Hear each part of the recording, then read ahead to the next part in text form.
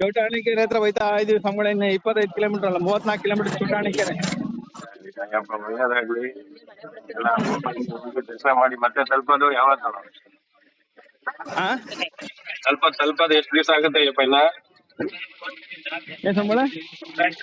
ಸನ್ನಿಧಿಗೆ ತಲುಪೋದು ಎಷ್ಟು ದಿವಸ ಆಗುತ್ತೆ? ಇಲ್ಲಿ 200 ಕಿಲೋಮೀಟರ್ ಇದೆ ಸಂಬಳ. ಇನ್ನು 4-5 ದಿನ ಬೇಕು. ಹೌದಾ? ಆಗ್ಲಿ, ಒಳ್ಳೇದಾಗ್ಲಿ. ಫಲಾರ ತಗೊಂಡ್ರ? ಏನ್ರಿ ಸ್ವಾಮಿ ಸಮಾಚಾರ? ಎಲ್ಲ ಹೇಳ್ಬೇಕು ಅಯ್ಯಪ್ಪ, ನೀವೇನೆ. ನೀವ್ ಹೇಳಿದ್ರೆ ನಾವ್ ಕೇಳ್ತೀವಿ. ಹಾ, ನೀವ್ ಹೇಳಿದ್ರೆ ನಾವ್ ಕೇಳ್ತೀವಿ. ಆಗ್ಲಿ ಅಯ್ಯಪ್ಪ, ಒಳ್ಳೇದ್ ಮಾಡ್ಲಿ. ಚೆನ್ನಾಗಿರಿ ಅಯ್ಯಪ್ಪ. ನಿಮ್ಗೆ ಆಯಸ್ಸು, ಆರೋಗ್ಯ, ಸಕಲ ಸಂಪತ್ತೆಲ್ಲ ಕೊಡ್ಲಿ. ಎಲ್ಲ ನಿಮ್ಮ ಈ ವರ್ಷ ನಿಮ್ದೆಲ್ಲ ಸುಖವಾರ ಇರಲಿ. ಖಂಡಿತ ನಿಮ್ಮಂತ ದೇವರ ಆಶೀರ್ವಾದ. ಹಾ, ದೇವರ ಆಶೀರ್ವಾದ, ನಿಮ್ಮಂತ ಸ್ನೇಹಿತರ ಆರೈಕೆ ಅಯ್ಯಪ್ಪ. ಇಲ್ಲಿ ಸ್ವಾಮಿ ಶರಣು.